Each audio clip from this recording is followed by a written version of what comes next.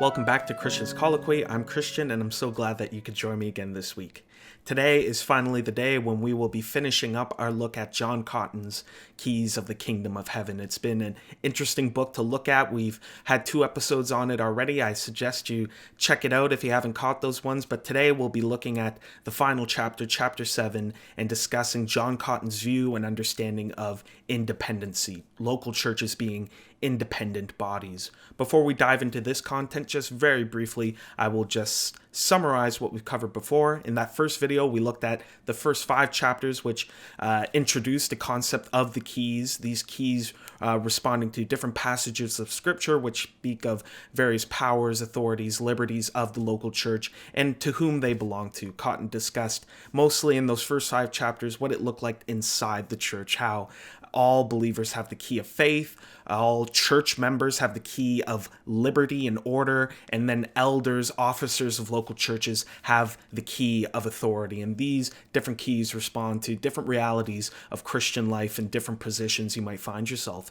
In the last episode, we looked at chapter 6, where Cotton introduced and described his vision or understanding of synods, what synods are in terms of their churches gathering together when an issue arises. He discussed why the churches might gather. For example, if a local church is facing an issue they can't figure out on their own, they might gather together a synod or call for a synod for other churches to weigh in, give them the support they need. Or if all the churches in a region, a country, or an area are seeing a general decline in the churches, whether that be their doctrine or their practice, they might call a synod to bring about general reformation. And in that, it was interesting where if these synods gathered for the legitimate reasons, Cotton believed they had the true authority to respond to these issues. If a church is out of line, these synods could lay down a form of discipline or a plan moving forward. Or if the churches discovered what the issue is, they might have a general idea of how to respond as a culture. And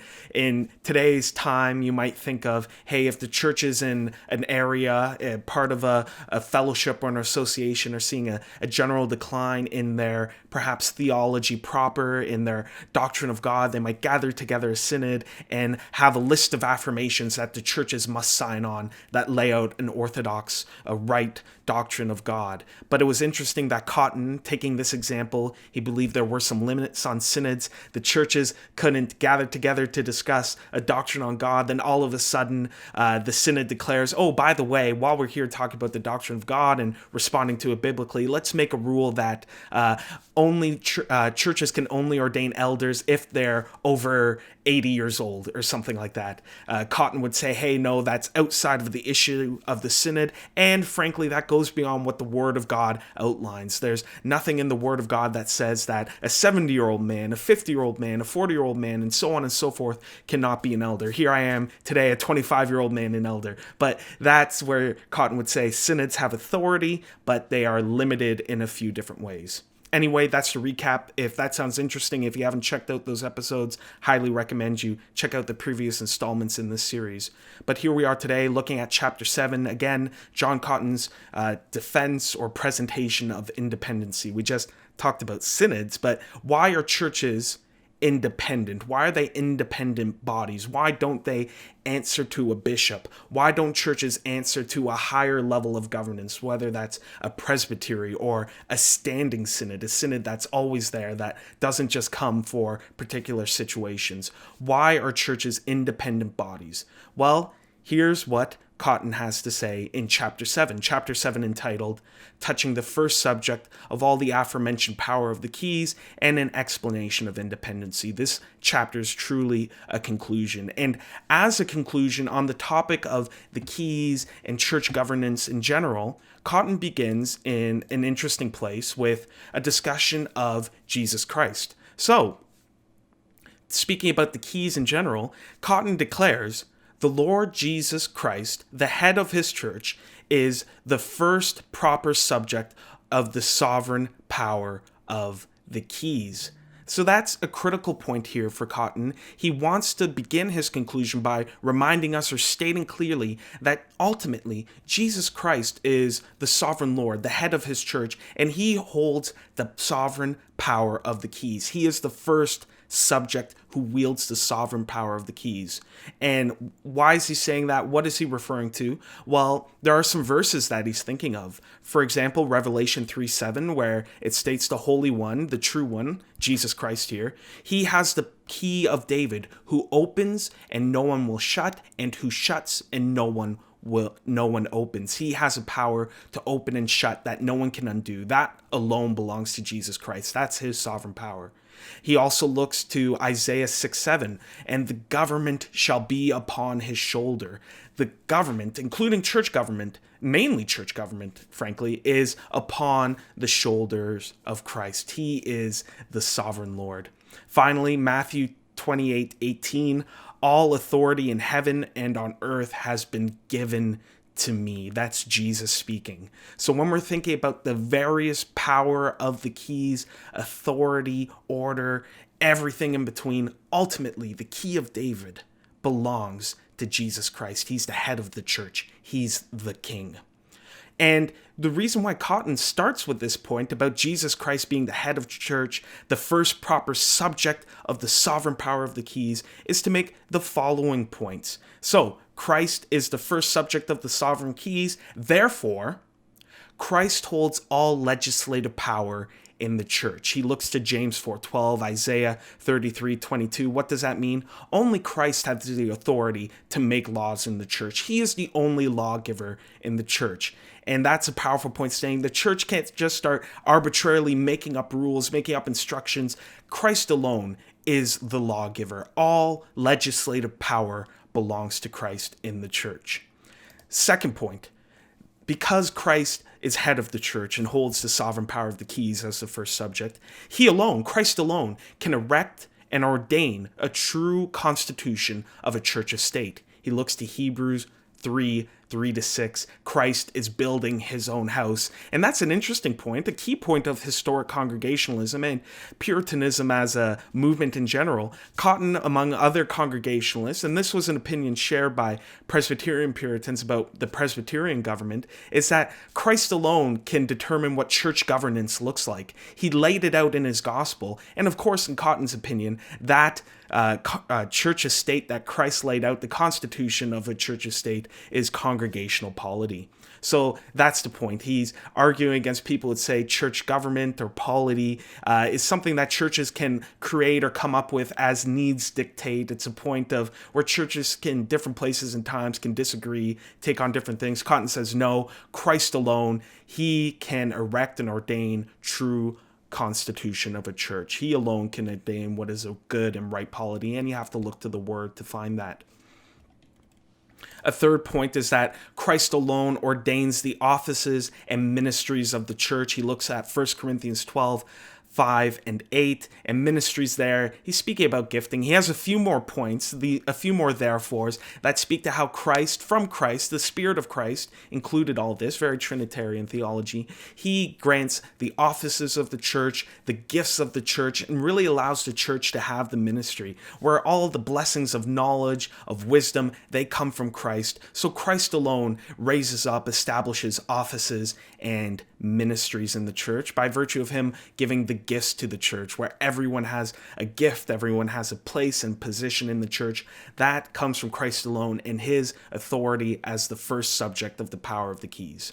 So that's the first point in conclusion. Christ is the first subject of the keys. Ultimately, it all goes back to Jesus Christ. That's the key point here. All the power you think of about the church, all the authority, all the structure, ultimately, that goes back to Jesus Christ. And of course, this was a big theme for Cotton, writing in the 17th century, 17th century, going into 18th century, that era, where for English-speaking Protestants, the concern was still very much the Roman Catholic Church and the papacy. That was something they were thinking about, worried about. It was still a threat to Protestants in a lot of ways, especially for English-speaking Protestants, seeing France as a Roman Catholic power who did the Pope's bidding. Of course, we could get into their political understandings, various propaganda pieces going on along at the time, but the papacy was still very much in the context. And that's what leads Cotton to say the following: but of this sovereign power of Christ, there is no question among Protestants, especially studious of the Reformation. Now, as concerning the ministerial power, we give these following propositions. So what's going on here? Chapter 7, this concluding chapter, it starts with the discussion of Christ being the head of the church, the first subject of the sovereign power of the keys. And this, in Cotton's mind, in the mind of his readers, is in contrast to those of the Roman Catholic persuasion of their day who would look to the Pope, who understood that the Pope had the power to create laws, who understood that the Pope had the power to declare offices or to grant ministries and all those different sorts of things. I know if I have any Roman Catholic listeners right now, they would see it as a lot more nuanced or think that I or Cotton are misrepresenting the Roman Catholic Church. But we have to remember, of course, Protestants looking in will have different opinions on what's actually going on, what's the logical conclusion of what's going on. And of course, I am working with Cotton's context, his understanding that Puritans in that day and age had a way of viewing the Roman Catholic Church. They might not have understood all the nuances, or they might have been speaking about what they were seeing at the time practically, not necessarily what a Roman Catholic might believe today or might believe of the past today and that sort of thing. So of course, this is a context of the 17th century. But after that, speaking about Christ with the Pope in the background, he's having this Pope figure as his frame of reference. He moves on to say, well, as Protestants, we agree about Christ holding the sovereign power of the keys. And from that, here are some propositions that he believes builds out of that point. And here's where we'll see Cotton is saying, hey, if we believe this about Jesus Christ, here are the implications this has on the church. And of course, he believes these implications lead to a Congregationalist polity. But let's dive into them. What are these propositions? Well, first of all, proposition 1 is that a particular church or congregation of saints is the first subject of all church offices, with all their spiritual gifts and power, which Christ hath given them to be executed among them. So what's Cotton's point here? If Christ is the head of the church, then individual churches, actual churches, local churches, they are the first subject of church offices. They are the first subject of the gifts and power that Christ has given to his church. And he has an argument from this, building mostly from the New Testament, but he makes an interesting secondary point, supporting point. In the New Testament, we don't observe any national church, nor do we see any national officers. He'll speak of those as Old Testament realities. But in the New Testament church, and this is a point that many Baptists will point to as well, when the New Testament typically speaks of the church, especially the practical life of the church, it's typically speaking about local churches. Elders are officers of the local church. Deacons are officers of the local church. While there was the unique role of the apostle, which we'll get into, John Cotton's proposition is Christ is the head of the church, and flowing from his sovereign power, he bestows gifts, positions, authorities to those of local churches. There is no conception of a national church in the New Testament. So that's the first point. The local church is the primary body in view here. What's the second proposition? The apostles of Christ were the first subject of apostolic power, and that's ministerial he's thinking about. So the apostles, they in themselves had the power of elders, of pastors, of deacons, but they also had the powers of the church itself. They could baptize, they could discipline and excommunicate, and Cotton works in all sorts of examples. But really, the secondary point here, which gets to Cotton's point, is that apostolic power has extended itself to all churches as much as to any one. So when you think about the apostolic office and that role it played in the New Testament church, that is extended to all churches. All churches, as churches, have apostolic authority. And that's why they have pastors. That's why they have deacons. That's why they have the ability to baptize. That's why they have the ability to discipline and excommunicate, so on and so forth. The church as the apostolic church, it's the church that has the apostolic gifting powers. There's no more new apostles, and of course in the back of his mind is Roman Catholic apostolic succession. But Cotton's point here is that the churches, the local churches, have the apostolic power, and this comes from the apostles who were the first subject. The third point here. When the church of a particular congregation walks together in truth and peace, the brethren of the church are the first subject of church liberty, and the elders thereof of church authority. These are things we discussed in that first episode. And both of them together are the first subject of all church power, needful to be exercised within themselves, whether in the election and ordination of officers or in the censure of offenders in their own body. So as you can see here, or maybe you picked up on, these propositions are building upon themselves. Christ has his sovereign power, which then he bestows abilities and responsibilities to the church. The apostles had their power, but it was extended to the churches. The churches, as the apostolic churches, have their power. And then finally, it's that the churches, if they're walking together in truth and peace, they have their power.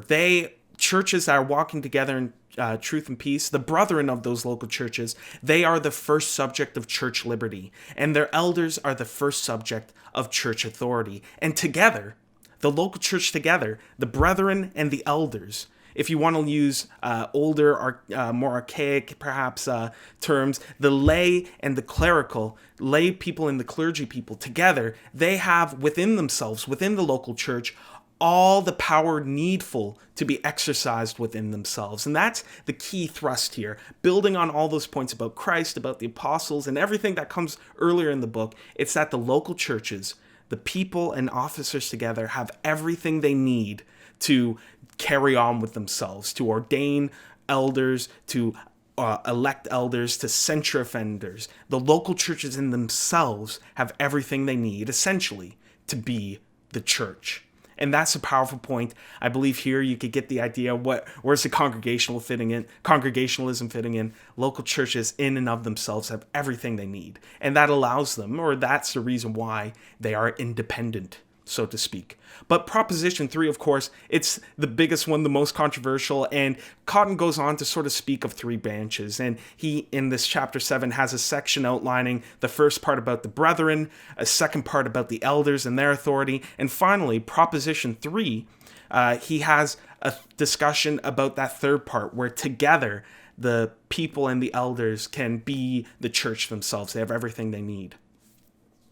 And he says, defending this third branch, or beginning a defense, what defect may be found in such a call when the brethren exercise their lawful liberty and elders in their lawful authority in his ordination, and nothing more is required to complete integrity of a minister's calling? If it be said that there wanted imposition of hands by the bishop, who succeeded in the place of Timothy and Titus, whom the apostle Paul left, the one in Ephesus and the other in Crete, to ordain elders in many churches? So of the first part of that statement, again, this is the archaic language and sentence structure of Cotton. I will try my best to parse it out. In that first part, he's getting at lawfully, and this is a key point, if the brethren and the elders are doing everything properly, what else is needed to get the job done, to, extend themselves, to ordain new elders, to discipline? What else could elders and brethren need? And of course, Cotton believes in nothing else. They have everything they need. That's the point. But in the second part, he's getting at a common argument people make about the need for bishops. And this entire section, he's laying out objections and answering them, almost very scholastically. I encourage you, check it out if this interests you. But a common argument made for the need of bishops, of that office above local churches, is the example of Timothy and Titus in the New Testament. That these are, people will argue, I've heard this especially from my Anglican friends, that Timothy and Titus are examples of proto-bishops, that Paul left them in various regions, and they, as bishops, had the job to ordain elders, to finish building up these churches. And so now Cotton, in this one section, and this I'm giving as an example of what Cotton's talking about, he will now respond to this argument that no, the brethren and the elders are not complete, that they need bishops to ordain elders, that they need this higher office. Well, what does Cotton say in response? Firstly, that Timothy and Titus did not ordain elders in many churches as bishops, but as evangelists. Timothy is expressly termed an evangelist in 2 Timothy 4:5. So what's Cotton's point here? Well, he acknowledges, yes, Timothy and Titus were ordaining elders. They were filling up this special function in this early church situation, but they weren't acting as this unique higher office of bishop. Rather, they were acting in this New Testament, New Covenant office of evangelist. Essentially, they were part of the apostolic, this unique apostolic effort to build up the early church in this unique time in church history, this time when the churches were still being established. So that's his first response. What you're calling bishops is this unique apostolic office of evangelists, where Timothy and Titus were continuing the work of Paul and the apostles in their establishing of churches. It wasn't a new office that was being established, rather it was the apostles' work being carried on in this work of evangelists. They were finishing the establishing of these churches. They weren't setting up a new system. But he has a few more arguments. Going on from there, that those bishops, and this of course is getting a bit more general, those bishops whose calling or offices in the church are set forth to those epistles to be continued, they are altogether synonymous with presbyters. So when the Bible does speak of bishops, they're speaking of bishops in a way that is synonymous with presbyters, elders. So that's another classic thing you might be familiar with. Bishops, when we say bishops, when Baptists historically use the term bishops, they're not speaking of a higher office. Rather, Baptists and other Congregationalist groups believe that bishops, overseers, are synonymous with elders, each being terms shared by the same office to speak of different sides of that office. And it comes together with pastors. It's all one office, pastors, elders, bishops, but they refer to different aspects of that one ministry. So that's his point here too, and he leaves out the verses where you could check out. And moving on from there, why else would this Timothy-Titus argument not hold water? When we read of many bishops to one church. So his point is that in Scripture, and of course, look at the references he puts, you can see them there, one church will have multiple bishops. Sort of like Baptist churches today typically will have one church with multiple elders or pastors. And we see that in the New Testament. But what we don't see in the New Testament are many churches having one bishop. We don't see this concept of diocese where there's this single bishop in charge of a bunch of churches. We'll see one church with multiple bishops, lending itself to that elders and bishops being synonymous, but we don't see multiple churches answering to one bishop. The third point here is that there's no transcendent or proper work cut out or reserved for such a transcendent officer as a bishop over a diocese. What's his point here? That in the New Testament, we see no instruction, we see no need to have this office above local churches, where there is a bishop above all these local churches. And in fact, he points out to say that Paul, in his writing to Timothy, acknowledges no rulers in the church above pastors and teachers. So what's the point here? If you were to check out Cotton's work, this is one of the many arguments he uses to show that in the local church, there is everything churches need to carry on with their business, to ordain, to discipline, to welcome new members, to excommunicate if need be, in addition to teaching, preaching, administering the ordinances, and so on and so forth. Looking at this argument from Timothy and Titus, one of the, I believe, few scriptural arguments people will use to support bishops, he says, no, it doesn't work out, and here are all the reasons why. And he has a few more like that, some responding to more Presbyterian or presbyterial arguments about synods and presbyteries above the local church. But I encourage you, if that interests you, again, check it out for yourself. It's wonderful to read, but this is already so long, it's already so much. Moving on, and we're getting close to the end here, don't worry. After laying out what he says about Christ and what he says about the local church having everything it needs, he has these corollaries, these conclusions. In light of all these points and propositions, what can we conclude? Here are Cotton's conclusions at the end of the book. Firstly, the church is not independent on Christ, but dependent on him for all church power.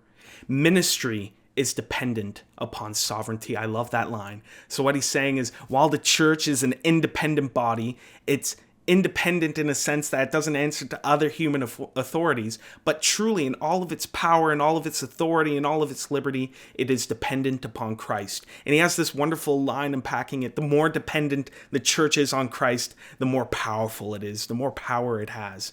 So when we speak of churches being independent, remember this, we're speaking of independence from higher offices like a presbytery above local churches or a bishop above local churches. Churches answer to Christ the King, the first subject of the power of the keys. The second conclusion. The first subject of ministerial power of the keys, though it be independent in respect of derivation from the power of the sword to the performance of any spiritual administration, yet it is subject to the power of the sword in matters which concern the civil peace. Again, this is a big discussion right now with COVID-19 and everything going on. But Cotton's point here is that churches are independent when it comes to their responsibilities, their spiritual responsibilities.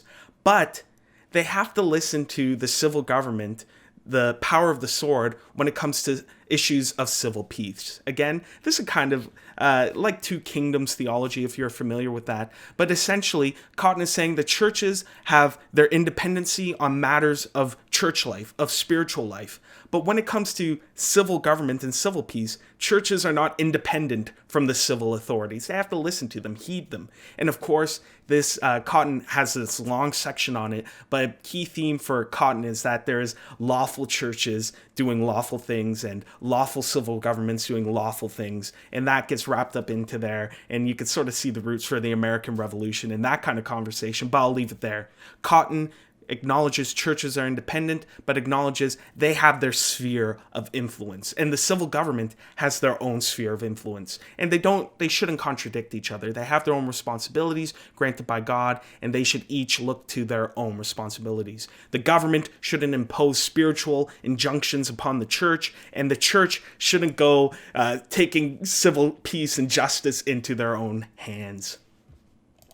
A third conclusion, that a church of a particular congregation consisting of elders and brethren and walking in the truth and peace of the gospel, as it is the first subject of all church power, needful to be exercised within itself, so it is independent upon any other church or synod for existence of the same.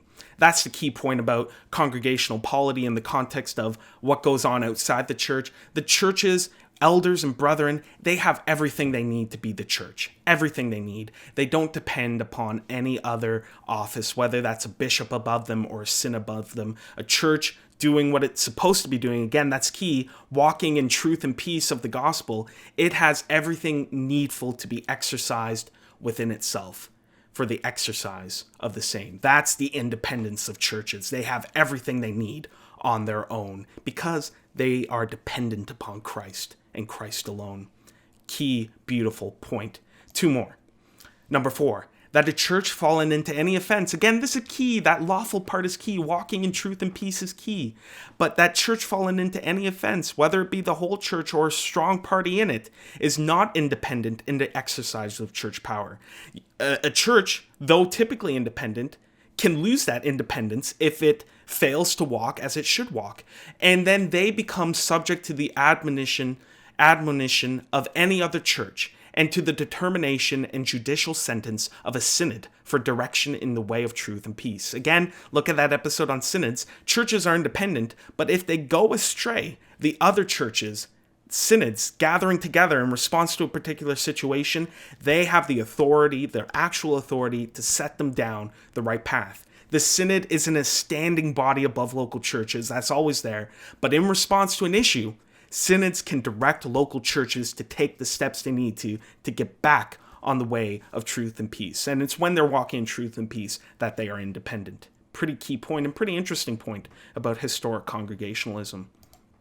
Finally, though the church of particular congregation consisting of elders and brethren and walking with right foot in the truth and peace of the gospel be the first subject of all church power needful to be exercised within itself and consequently be independent from any other church or synod in the use of it, yet it is safe and wholesome and a holy ordinance of Christ for such particular churches to join together in holy covenant or communion. Cotton's key point that I think a lot of Baptists have struggled with in particularly the last century. We're getting a lot better at it now, and I'll leave links to that in the description and talk about that next time. Cotton's point here is that while churches which are walking as they should walk, doing what they should be doing, they are independent of themselves. They could take care of everything themselves. But it is good and right and God-honoring for these independent churches to join with other churches in Holy Communion or covenant. So think about Baptist churches today. We have a lot of churches that take independence to mean we are totally independent of all other churches, we're our own thing. But we have a lot of great, solid Baptist churches which recognize we're independent bodies. We take care of everything. We have everything we need, but we will choose to work together with churches around us for the propagation of the gospel, for our own safety, our own security, for our own comfort. We will walk together with churches and together be edified by one another. And that's why in Canada, my church is part of the Fellowship of Baptist, Evangelical Baptist Churches. In the States, there are many similar Baptist associations or conventions, but that's the call for churches. Though they are independent, they should work together, build one another up, be in contact with one another. And that's such a wonderful thing. And that's a wonderful thing that a lot of Baptist churches today are really starting to think about again. And again, check out down below for some resources about Baptist associationalism. Anyway, that's it from Cotton. I hope that you enjoyed this part of the series on Congregationalism when we unpacked his work. I hope that you understood everything I talked about. I know Cotton, it can be a bit hard to read, but if you have any questions about Cotton, about my understanding of Cotton, or if you have any suggestions for future episodes or anything like that, leave a comment in the comment section down below. Send me an email. Reach out to me on any social media you might have me on, Facebook or Discord, wherever it might be. I want this, again, to be a colloquy, to be a conversation about church history with the figures of church history. Anyway, that's it for now. I hope to see you again for the next episode, where in the next one, I'll be talking about some of my contemporary Baptist views or understandings of Congregationalism. Anyway, I hope to see you again. Take care.